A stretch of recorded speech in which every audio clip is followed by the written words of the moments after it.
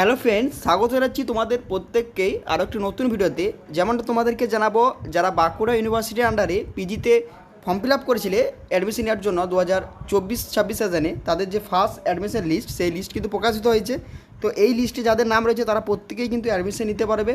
তো অ্যাডমিশন নেওয়ার জন্য তোমাদের কী করতে হবে না হবে, ওদের কীভাবে অ্যাডমিশন ফিজ পেমেন্ট করবে, সেই সমস্ত কিছু আজকে এই ভিডিওতে আমি আলোচনা করতে চলেছি। তাই অবশ্যই সম্পূর্ণ ভিডিওটা দেখবে। আর চ্যানেল নতুন হয়ে থাকলে অবশ্যই চ্যানেলকে সাবস্ক্রাইব করে সঙ্গে থাকবে, তাহলে এরকম আর অনেক কিছু আপডেট সবার আগে পেয়ে যাবে। যারা অলরেডি সাবস্ক্রাইব করে রেখেছো তাদেরকে অসংখ্য ধন্যবাদ জানাই। তো চলো আর কোনো সময় নষ্ট না করে শুরু করছি আজকের মূল ভিডিও। তো আমাদেরকে পিজিতে অ্যাডমিশন নেওয়ার জন্য বা অ্যাডমিশন যে ফিজটা পেমেন্ট করার জন্য প্রথমে আমরা এই যে Bankura university PG admission portal রয়েছে, সেই পোর্টালে চলে আসবো। আমি এর লিঙ্ক ডেসক্রিপশন বক্সে দিয়ে রেখেছি, ভিডিও দেখা শেষ হয়ে গেলে সেই লিঙ্কে ক্লিক করে সরাসরি পেজে আসতে পারবে। এখানে আসার পর দেখবে একটা পপ আপ উইন্ডো আসবে। এখানে দুটো অপশান আছে, একটা হচ্ছে পিজি অ্যাডমিশন 2024-25, আরেকটা রয়েছে পিজি অ্যাডমিশন 2024-25 কিন্তু সান্তালি ভার্নিকুলার যারা রয়েছে, অর্থাৎ সান্তালি ভার্নিকুলারের মধ্যে যারা পড়ছো তাদের জন্য আলাদা আছে। তো এখান থেকে তোমাদের যেটা, তোমরা সেই অপশানটাতে ক্লিক করবে। তো সাপোজ আমি এখানে পিজি অ্যাডমিশন 2024-25 এই অপশানটাতে ক্লিক করলাম, এটাই ম্যাক্সিমাম জনের হবে। তো এছাড়াও যারা সান্তালি ভার্নিকুলার থেকে রয়েছে তারা নিচের অপশানটাতে ক্লিক করবে।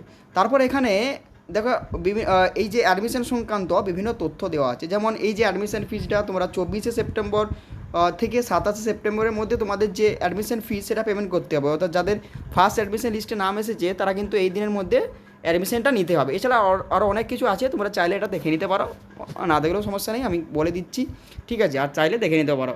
তো এখান থেকে আমরা এটাকে ক্লোজ করে দেবো। ক্লোজ করার পর এখানে দেখো বাঁ দিকে লিস্ট প্যানেলে কিন্তু লিস্ট রয়েছে, আশা করি তোমরা প্রত্যেকেই দেখেছো।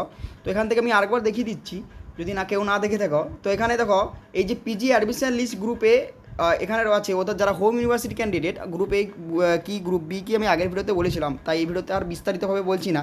তো যারা হোম ইউনিভার্সিটি ক্যান্ডিডেট তারা কিন্তু অবশ্যই এখানে পিজি অ্যাডমিশন লিস্ট গ্রুপ এই অপশানটাতে ক্লিক করবে। আর যারা আদার্স ইউনিভার্সিটি থেকে গ্র্যাজুয়েশন পাস করেছো তারা কিন্তু গ্রুপ বি এই অপশানটাতে ক্লিক করবে। তো এখান থেকে তোমাদের যেটা, তোমরা সেই অপশানটাতে ক্লিক করবে। ক্লিক করার পর এখানে দেখবে প্রত্যেকটা সাবজেক্ট এবং কাস্ট ওয়াইজ আলাদা আলাদা দেওয়া আছে। তো এখান থেকে তোমাদের যেটা দেখার প্রয়োজন সেটাই তোমরা ডাউনলোড অপশানটাতে ক্লিক করবে। তো ডাউনলোড অপশানে ক্লিক করলেই দেখবে একটা পিডিএফ ডাউনলোড হয়ে যাবে। তো এই লিস্টে যাদের নাম রয়েছে তারা প্রত্যেকেই কিন্তু অ্যাডমিশন নিতে পারবে। তো যাক, আমি এখানে আর কিছু না বলে সময় নষ্ট করছি না, একেবারেই অ্যাডমিশনের ফিজের যে পেমেন্টের প্রক্রিয়া সেটা নিয়ে আলোচনা করছি। তো এখান থেকে ব্যাক করে দিচ্ছি। ব্যাক করার পর আগের সেই পেজেই আমরা চলে এসেছি। চলে আসার পর এখানে যে অ্যাডমিশন লিঙ্কের অপশান রয়েছে, এই অ্যাডমিশন লিঙ্ক এই অপশানটাতে আমরা ক্লিক করব। তো ওখানে যখনই ক্লিক করব তখনই দেখবে একটা পপ আপ উইন্ডো চলে আসবে। তো আমাদের অ্যাডমিশন ফিজ পেমেন্ট করার জন্য এখানে যে স্টুডেন্ট লগ ইন রয়েছে, এই স্টুডেন্ট লগ ইন এই অপশানটাতে ক্লিক করতে হবে।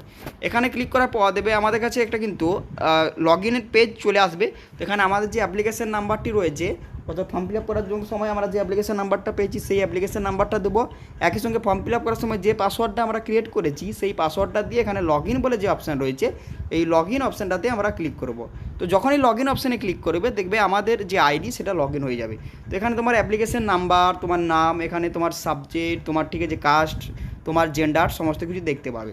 এছাড়াও এখানে কত টাকা অ্যাডমিশন ফিজ পেমেন্ট করতে হবে সেটাও কিন্তু তুমি দেখতে পাবে, ঠিক আছে? তো এখানে দেখো এখানে অ্যাডমিশন ক্যাটেগরির একটা অপশান রয়েছে।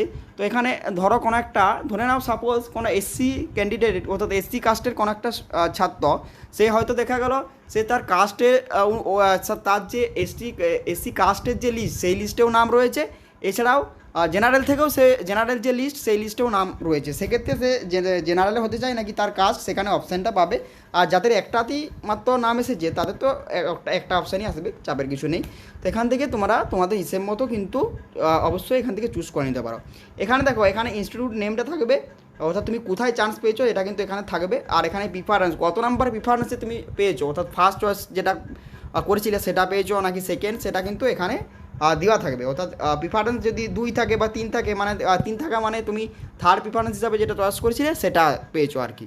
তো এখানে এরপর তোমাদেরকে যেটা করতে হবে, এখানে কিন্তু তোমাদের অ্যাডমিশন ফিটা পেমেন্ট করার জন্য ক্লিক টু পে এই অপশানটাতে অবশ্যই কিন্তু ক্লিক করতে হবে।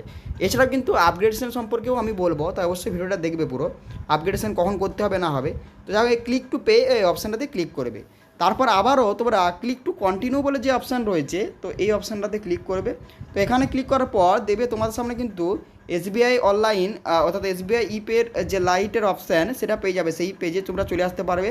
এখান থেকে দেখো পেমেন্ট করার জন্য বিভিন্ন ধরনের মেথড রয়েছে, যেমন নেট ব্যাঙ্কিং রয়েছে, ঠিক আছে, এসবিআই নেট ব্যাঙ্কিং, আদার নেট ব্যাঙ্কিং, এছাড়াও তোমার এটিএম কার্ড থেকেও তোমরা কিন্তু পেমেন্ট করতে পারবে যদি তোমাদের কাছে এটিএম কার্ড থেকে থাকে।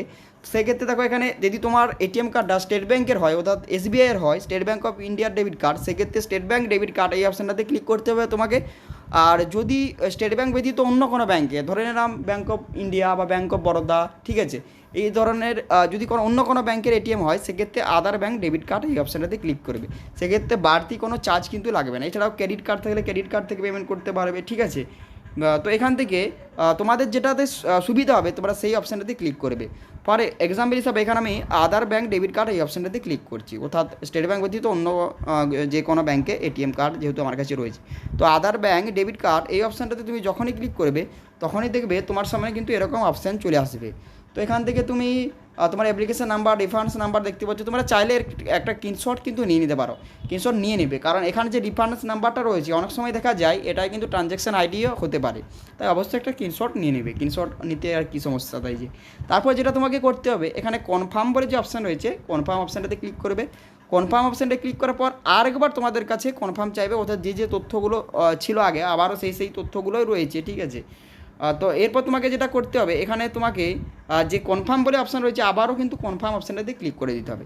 তো কনফার্ম অপশানটাতে ক্লিক করার পর দেখবে তোমার সামনে এরকম অপশান চলে আসবে। যাই হোক আমি ফোনটাকে রোটেট করতে হবে, একটু দেখতে তোমাদের সমস্যা হবে, ছোট হবে, কিন্তু তবু রোটেট না হলে পুরো পেজটা দেখা যাচ্ছে না। তো যাক এখানে দেখো ইন্টার কার্ড ডিটেলস, অর্থাৎ এটিএম কার্ডের যে ডিটেলস তোমাকে এখানে ভরতে হবে। প্রথমে নেম অন কার্ড, অর্থাৎ এটিএম কার্ড যার নামে এটিএম কার্ডটি তার নাম এখানে লিখতে হবে। যদি তোমারই ব্যাঙ্ক অ্যাকাউন্ট হয় অর্থাৎ তোমার নিজেরই এটিএম কার্ড হয়, সেক্ষেত্রে তোমার নামটা এখানে লিখে দিচ্ছ।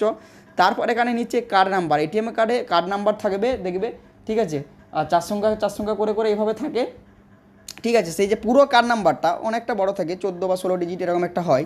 তো এই কার্ড নাম্বারটা অর্থাৎ বা কিছু ক্ষেত্রে 19 ডিজিটও হতে পারে। তো এই যে কার্ড নাম্বারটা, সেই কার্ড নাম্বারটা এটিএম কার্ড থেকে দেখে এখানে কার্ড নাম্বারের জায়গায় টাইপ করে দিবে।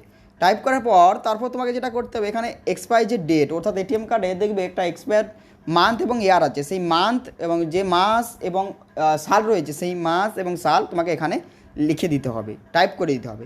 তারপর এখানে সিভিভি নাম্বার, ঠিক আছে, রয়েছে।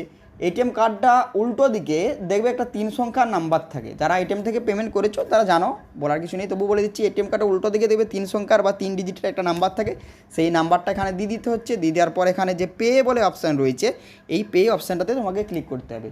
তো এখানে কার্ডের ডিটেলস দেওয়ার পর যখনই তুমি পে অপশানে ক্লিক করবে তখনই ব্যাংকের সাথে যে মোবাইল নাম্বারটা রেজিস্টার করা থাকবে সেই মোবাইল নাম্বারে একটা ওটিপি বা ওয়ান টাইম পাসওয়ার্ড যাবে, সেই ওটিপিটি এখানে দেওয়ার অপশান থাকবে, সেই ওটিপিটি এখানে তুমি দিয়ে দিবে, বা দিয়ে দেওয়ার পর এখানে দেখবে মেক পেমেন্ট বা সাবমিটের অপশান পেয়ে যাবে।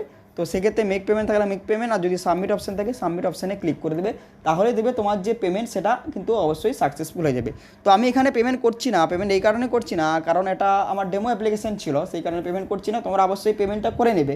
তো এখানে বলে রাখি পেমেন্টটা করার পর অনেক সময় তোমাদেরকে আবারও ওখান থেকে লগ আউট করে দিতে পারে, সেক্ষেত্রে আবারও কিন্তু তোমার অ্যাপ্লিকেশন নাম্বার, ওই যে অ্যাডমিশন লিঙ্কে গিয়ে অ্যাপ্লিকেশন নাম্বার যদি লগ আউট করে দেয় আর কি, অ্যাপ্লিকেশন নাম্বার এবং পাসওয়ার্ড দিয়ে লগ ইন করে নেবে, তাহলে কিন্তু এখানে অ্যাডমিশনের যে রিসিপ্ট সেই রিসিপ্টটা কিন্তু পেয়ে যাবে, সেটাকে তোমরা ডাউনলোড করে নেবে। তো এখানে তোমাদের একটা কথা বলে রাখি, ভালো করে মন দিয়ে শুনবে তোমরা, এখানে অনেকে আপগ্রেডেশন করতে হবে। আপগ্রেডেশন বলতে ধরো কোনো একটা স্টুডেন্ট দেখা গেলো সে ফার্স্ট প্রিফারেন্স হিসাবে বাঁকুড়া ইউনিভার্সিটিকে চুজ করেছে, সেকেন্ড প্রিফারেন্স অর্থাৎ সেকেন্ড পছন্দ হিসাবে দেখা গেলো সে খ্রিস্টান কলেজকে চুজ করেছে, একইভাবে দেখা গেলো থার্ড প্রিফারেন্স হিসাবে সে হয়তো দেখা গেলো রামানন্দ কলেজকে চুজ করেছে, এইভাবে সে অনেকগুলো কলেজ হয়তো দেখা গেলো সে চুজ করেছে। তো এখন যদি তার ধরো ফর এক্সাম্পল হিসাবে সে ফার্স্ট প্রিফারেন্সে যেটা চুজ করেছে সেখানে না পেয়ে দেখা গেলো থার্ড প্রিফারেন্স হিসাবে যে কলেজটাকে বা যে ইনস্টিটিউটটাকে চুজ করেছে হয়তো দেখা গেলো সেখানে তার নাম এলো, অর্থাৎ ফার্স্ট অ্যাডমিশন লিস্টে অর্থাৎ এই লিস্টে হয়তো দেখা গেলো সেখানে নাম এসেছে, সেক্ষেত্রে কিন্তু তার এই আপগ্রেডেশনের অপশানটা থাকবে। মানে দেখা গেলো যদি তার হয়তো ফর এক্সাম্পল হিসেবে বলছি, আমি উদাহরণ হিসাবে বলছি, উদাহরণস্বরূপ দেখা গেলো সে থার্ড প্রিফারেন্স হিসাবে রামানন্দ কলেজে পেয়েছে, তো এখানে তখনই কিন্তু আপগ্রেডেশনের অপশানটা থাকবে, অর্থাৎ ফার্স্ট প্রিফারেন্স ব্যতীত অন্য যে কোনো প্রিফারেন্সে পেলেই কিন্তু এই আপগ্রেডেশনের একটা অপশান থাকবে। পেমেন্টটা যখনই করবে, পেমেন্টটা করার পরে কিন্তু একটা আপগ্রেডেশন এর অপশান কিন্তু তাদের থাকবে। যারা ফার্স্ট প্রিফারেন্সে পেয়েছো তাদের এরকম অপশান থাকবে না। তো ফার্স্ট প্রিফারেন্স ব্যতীত অন্য যে কোনো প্রিফারেন্সে পেয়েছো বা অন্য কোনো পছন্দে, সেক্ষেত্রে এখানে আপগ্রেডেশনের অপশান থাকবে। সেক্ষেত্রে যদি তোমরা আপগ্রেডেশন করতে চাও সেক্ষেত্রে অবশ্যই ইয়েস করে নেবে।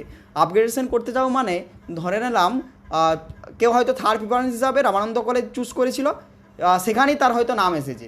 এরপর পরবর্তী লিস্টে যদি সিট খালি থাকে আর কি তোমার মেরিট ওয়াইজ, সেক্ষেত্রে কিন্তু যদি তুমি আপগ্রেডেশনটাকে ইয়েস করে রাখো সেক্ষেত্রে কিন্তু তুমি থার্ড প্রিফারেন্সে হয়তো পেয়েছো, সেক্ষেত্রে পরবর্তী ক্ষেত্রে একটা চান্স থাকে কিন্তু সেকেন্ড প্রিফারেন্স হিসাবে যেটাকে চুজ করেছিলে যে কলেজটাকে, সেই কলেজে একটা সুযোগ থাকে। সেটা আপগ্রেডেশনটা ইয়েস করে রাখলেই এই সুযোগটা আসবে, নাহলে কিন্তু তুমি এই সুযোগটা পাবে না। তো সেক্ষেত্রে তোমার পরবর্তী লিস্টে হয়তো দেখা গেল সিট খালি রয়েছে, সেইভাবে কিন্তু তোমার সেকেন্ড প্রিফারেন্স হিসাবে যেটা তুমি চুজ করেছিলে সেখানে তোমার নাম এলো, তখন কিন্তু তোমাকে আবার সেখানে অ্যাডমিশন নিতে হবে, অ্যাডমিশন অবশ্যই নিতে হবে। তখন আবারও কিন্তু আপগ্রেডেশন ইয়েসের অপশানটা তুমি ব্যবহার করতে পারবে, ইয়েস করতে পারবে, কারণ যতক্ষণ না তুমি ফার্স্ট প্রিফারেন্সে পাচ্ছ ততক্ষণ পর্যন্ত তুমি আপগ্রেডেশন যেটা অপশানটা পাবে সেটা ইয়েস করার অপশানটা পাবে। তো ঠিক আছে, তো এখানে দেখবে অনেক সময় সেটা আমি পরে বলবো আর কি, এখন জেনে লাভ নেই। এখন আপাতত তোমার আপগ্রেডেশনটা তুমি যদি যে প্রিফারেন্সে পেয়েছো ফার্স্ট প্রিফারেন্স ব্যতীত, এবার যদি পরবর্তী মেরিট ওয়াইজ বা সিট যদি খালি থাকে সেখানে যদি তুমি ভর্তি হওয়ার ইচ্ছে থাকে সেক্ষেত্রে আপগ্রেডেশনটা অবশ্যই ইয়েস করে দেবে। আপগ্রেডেশনটা ইয়েস করলেই পরবর্তী লিস্টে তোমার একটা সুযোগ থাকবে সেখানে নাম আসার। তো সেখানে নাম এলে তোমাকে আবার সেখানে কিন্তু অবশ্যই অ্যাডমিশন নিতে হবে। তো এই ছিল আপগ্রেডেশনের ব্যাপারটা। আপাতত এইটুকু প্রসেস তোমাদের করতে হবে, এইটুকু বিষয় তোমাদের করতে হবে। পরবর্তীতে আমি আরও জানিয়ে দেবো, ঠিক আছে? তো আপাতত এইটুকু জিনিস তোমরা অবশ্যই করে নেবে। আর অবশ্যই ভিডিওটা বন্ধুদের মধ্যে শেয়ার করে দেবে যাতে প্রত্যেকেই বিষয়টা জানতে পারে এবং তারাও কিন্তু পুরো প্রসেসটা নিজেরাই মোবাইল দিয়েই কিন্তু করতে পারে। তো যাই হোক, আজকে ভিডিওতে আপাতত এইটুকুই বলার ছিল। পরবর্তী ভিডিওতে আবার দেখা হবে। Thanks for watching this video. তো দেখো আমার এটা ফেল হয়ে গেছে, যেহেতু অলরেডি আমি এটা দিয়ে করিনি আর কি। যাই হোক, তো তোমাদের কিন্তু অবশ্যই সাকসেসফুল হয়ে যাবে। আর অবশ্যই তোমরা কিন্তু তোমাদের যে রিসিভ সাকসেসফুল হওয়ার পর রিসিপ্টটা কিন্তু অবশ্যই ভালোভাবে ডাউনলোড করে রেখে দেবে, ওটা কিন্তু অবশ্যই পরবর্তী ক্ষেত্রে কাজে লাগবে। তো যাই হোক, আজকে ভিডিওতে এইটুকুই বলার ছিল। দেখা হবে পরবর্তী ভিডিওতে। Thanks for watching this video.